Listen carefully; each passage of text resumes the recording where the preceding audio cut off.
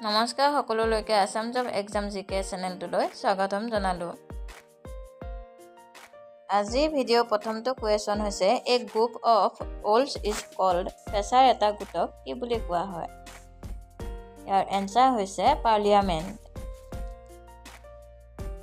Question number 2 a group of deer is called. হৰিণৰ এটা গোটক কি বুলি কোৱা হয়?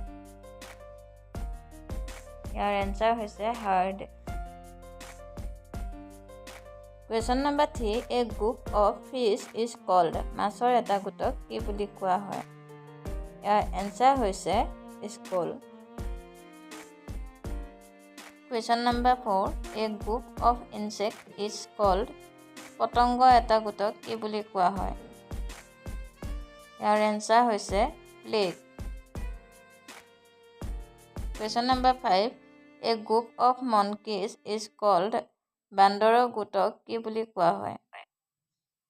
ইয়াৰ উত্তৰ হৈছে টক। আজিলৈ ভিডিঅ'টোত ইমানেই। ধন্যবাদ।